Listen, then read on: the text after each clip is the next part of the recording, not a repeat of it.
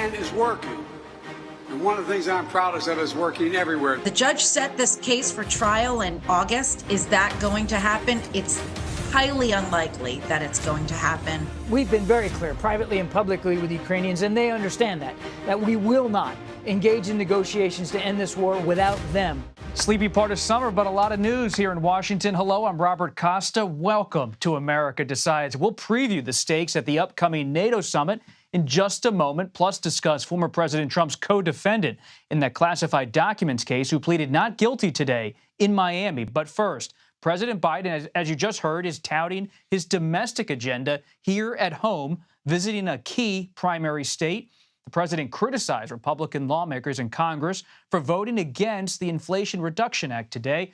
CBS News senior White House correspondent Weijia Jiang joins us now from the White House. Weijia, thanks so much for being here.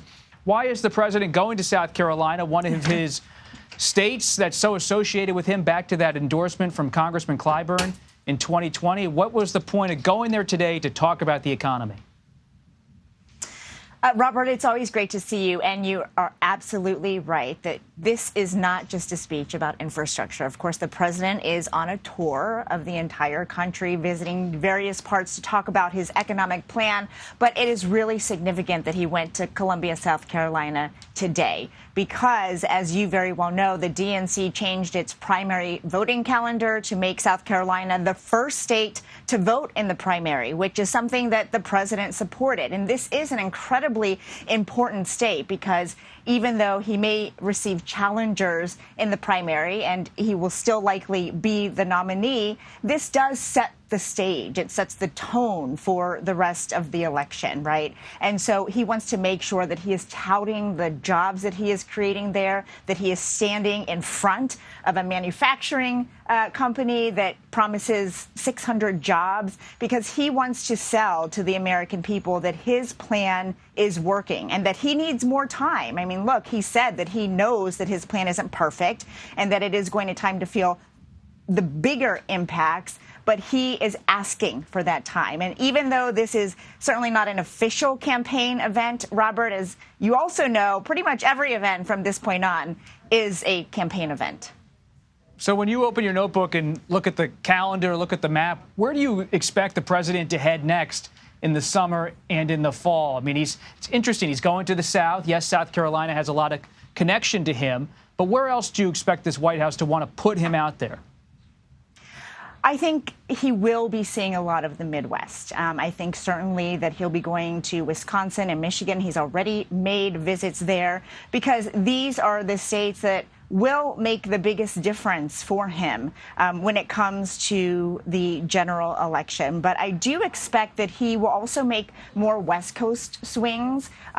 He's already done that this summer to raise money and really fan out across the country. But it's not just about President Biden. The vice president is out. His cabinet secretaries are out in various places touting Bidenomics, which is what they are calling his economic plan. That is backfiring in some places, though. Republicans using that to emphasize his inflation and what they are calling his poor record on the economy. But I do think he's going to hit the states where it's going to matter the most. I'm sure we'll see him back in my home state of Pennsylvania sometime soon as well. Weijia Jiang, thank you very much. You're welcome. President Trump's aide indicted in the classified documents case pleaded not guilty to charges in federal court Thursday. Walt Nauta now faces 6 counts, including conspiracy to obstruct justice and concealing records. CBS News congressional correspondent Scott McFarland joins us now. Scott, thanks for being here. He finally found counsel in Florida. Walt Nauta, this valet, personal aide to former President Trump. Were you surprised by his decision to plead not guilty? Not at all. Just surprised it took this long. I mean, it took a whole month and we're just finally now out of the starting gates. I mean, this is the basic blocking and tackling of a criminal case. An indictment comes down, you arraign the defendant. It took 3 attempts to get Walt Nauta in front of a judge with the requisite local lawyer to enter his not guilty plea. What does that mean? It means we've already delayed a trial and a case that is just going to be ripe for many more delays to come. Just now, the federal judge in Florida has set a calendar of what's going to come next. There'll be a couple hearings this month, a couple pre-trial hearings. There'll be an actual call to talk about the schedule and the trial dates, August 8th, 1:45 p.m. Eastern Time. But the trial date on the calendar right now, Bob, This August 14th trial date, it's a flat-out mirage. Isn't going to happen. Jack Smith, the special counsel, is trying to push it back to December.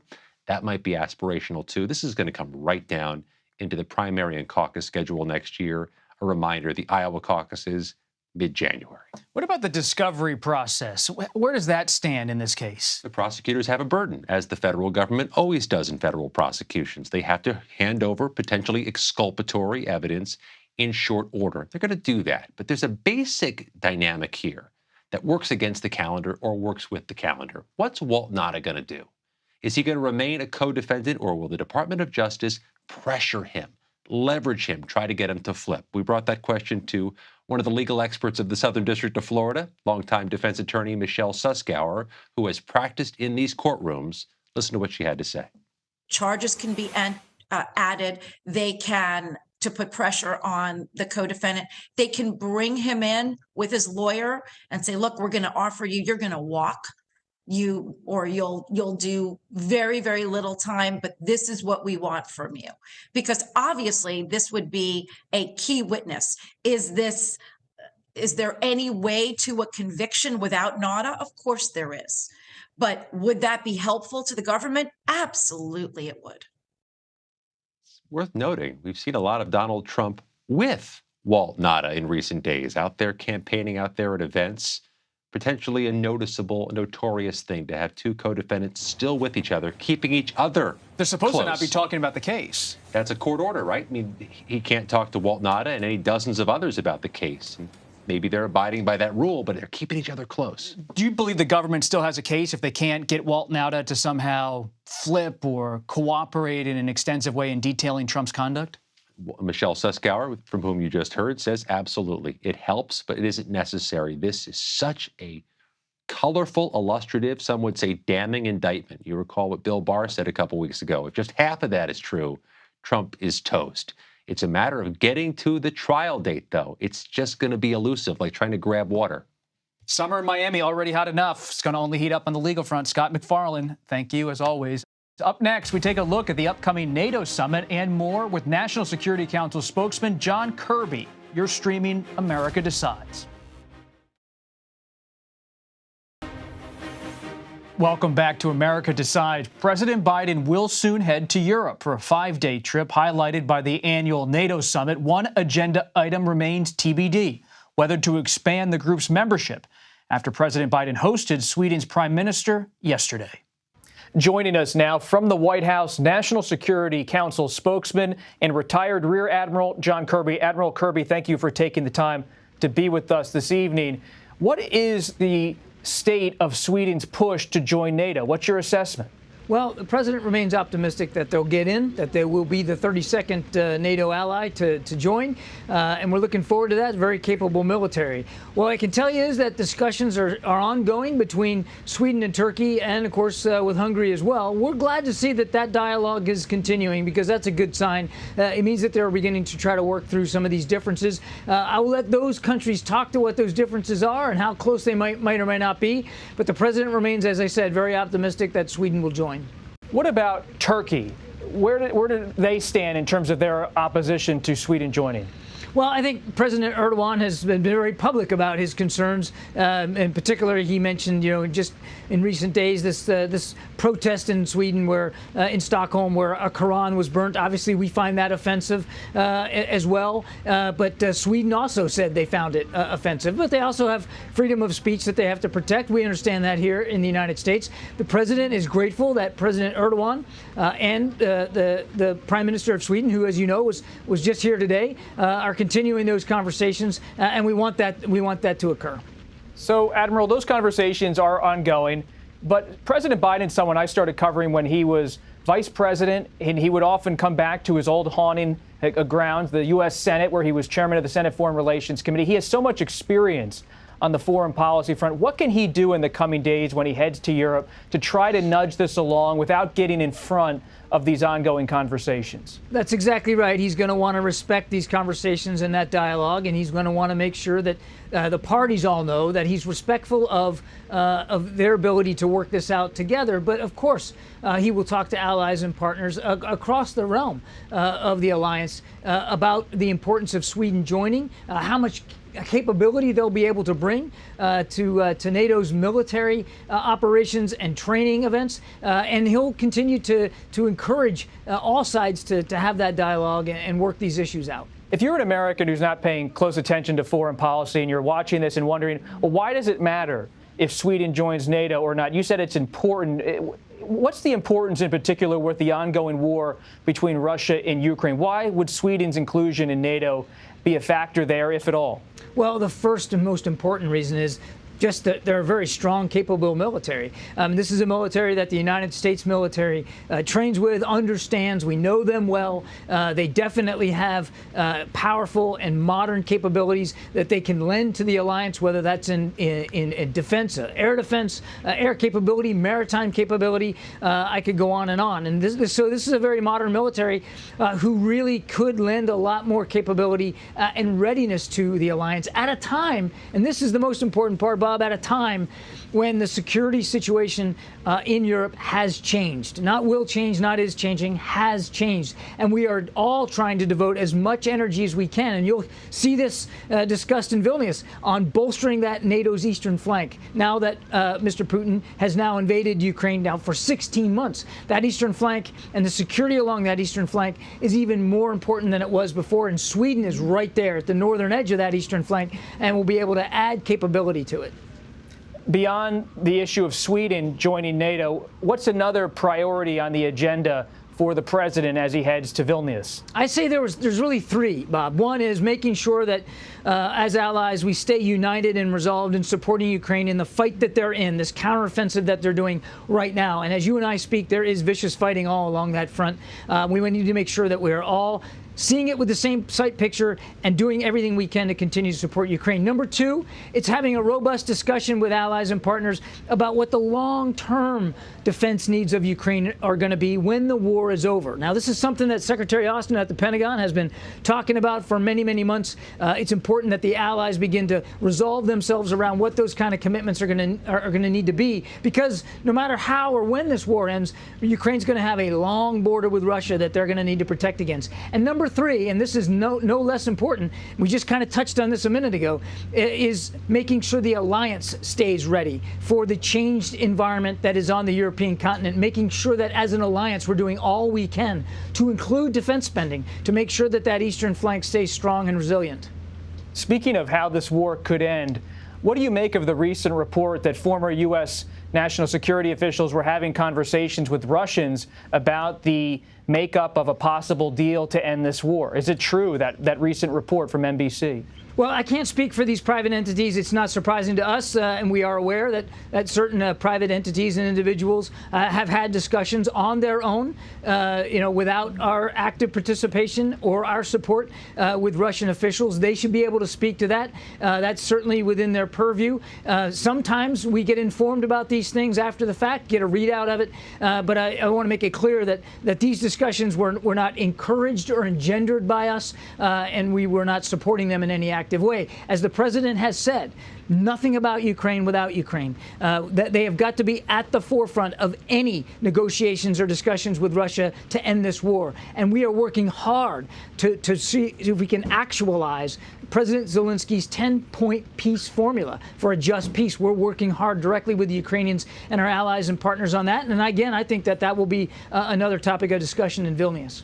Has the United States had to do anything, even President Biden himself, to reassure the Ukrainians after this report about where this all stands? I'm not aware of any direct communications that we've had to have with Ukraine since this press reporting that just happened here today. But again, we've been very clear privately and publicly with the Ukrainians, and they understand that we will not engage in negotiations to end this war without them at the table and without their perspectives being front and center.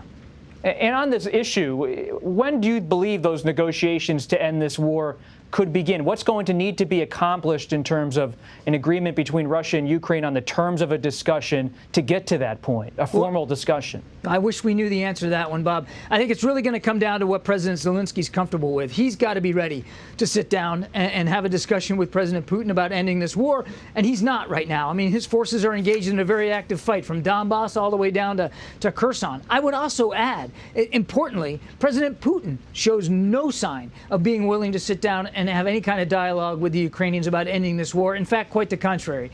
Just over the course of the last few days, raining down drones and missiles again on Kyiv and other places in Ukraine, hitting civilian infrastructure, killing civilians that are just simply innocently trying to live their lives. And of course, his forces are still in fighting along that defensive front, all along that border, all along that front line. So Mr. Putin has shown no indication of being willing to negotiate. So it could be some time. And it's very difficult to be able to put a timestamp on exactly when that could happen. Just final thing here, Admiral. You say the Russians continue to be aggressive in terms of fighting the war, but Putin has also faced internal threats in recent weeks. Has that in any way changed the dynamic about when Putin could be willing to try to negotiate an end to this war? If that's true, we don't know it. It's difficult to say based on what happened a couple of weeks ago to say specifically that that's going to have an impact on a negotiated end of this war. We're not seeing that. There was no movement of Russian units as a result of Mr. Prigozhin's activities. They all stayed. All the Russian forces still stayed in Ukraine, still maintained their defensive positions. There was still active fighting going on. And there's been no discernible change to operations inside Ukraine based on what Mr. Prigozhin did. So it'd be difficult to say that is some sort of harbinger of a nearer end to the war. Well, we'll hope to check back with you on all of these issues soon. National Security Council spokesman and retired Rear Admiral John Kirby, thank you for your time. Yes, sir. And Republican presidential candidates keep hitting early voting states. We'll look at if anyone in the GOP field can compete with Trump. You're streaming America Decides.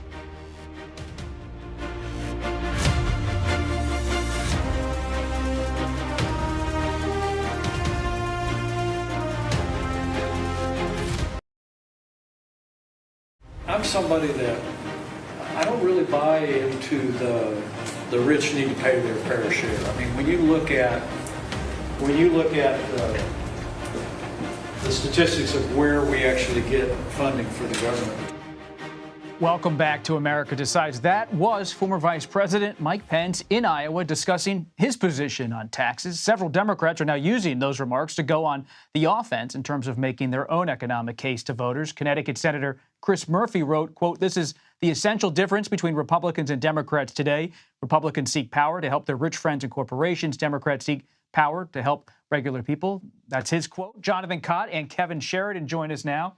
Jonathan is a Democratic strategist and formerly served as a top advisor to Senators Joe Manchin and Chris Coons. Kevin is a founding partner at Protean Public Affairs. He formerly served as a spokesperson for the RNC and was a senior advisor for the Romney-Ryan 2012 campaign. I covered a lot of that campaign. Mitt Romney's remarks back in that campaign on the economy got a lot of attention about who's paying their fair share or not. This had a bit of an echo of that moment. But does the economic issue matter in 2024, Kevin? And then we'll get Jonathan's take. Yeah, that was a big deal in 2012. I don't think that we're in the same kind of environment where a policy discussion like that is actually going to have all that big of an impact, honestly. It's also a very crowded field right now, and I don't know that Pence is going to break out one way or the other. He's obviously spending all his time in Iowa. He's going to have to focus there and see if he can cut some sort of path, and as we were talking about earlier, but then where does he go? So we'll see. No, it's a much different environment than 2012, though. But Democrats, even though it's a different environment, Trump hovers over a lot of this. Democrats like President Biden, he's out there talking about the economy today. In recent days, they're underscoring that word Bidenomics, not in the dictionary, but a word they're using. So Democrats seem to want to bring the economy to the fore. Sure. We would love to have the debate over Bidenomics and Reaganomics. I wish somebody who wasn't polling at 1%, who most GOP voters tried to hang and kill on January 6th, had said this, because it might resonate more in the media and it would give Democrats a bigger chance to draw the stark contrast. But Mike Pence said what other people haven't. He was honest. That's how the Republican Party views the tax structure in this country. Bidenomics is about getting people jobs and helping them raise up in their lives. And I think the trickle-down theory just hasn't worked, and we'd be happy to have that debate, whether it's Joe Biden and Mike Pence, who I highly doubt is going to be the nominee, but most likely Joe Biden and Donald Trump, because I don't think Donald Trump's going to disagree with him. Okay, so you highly doubt former VP Pence can break through. Sure. When you're talking to your fellow Democrats behind the scenes, having candid conversations, do you or any of them believe a Republican can break through against Trump at this point? No. Donald Trump is so overwhelmingly ahead. And if you're going to break through, it's going to be hard to convince all these voters that have stuck with Trump over everything. Everything he's done, they've stuck with him. And not only do you have to convince them to go away from Trump, you have to convince them all to come to you. DeSantis would have to do that. And that's, I mean, he seems like he's on the wrong path already. Is there a belief that DeSantis can come back, Kevin? Yeah.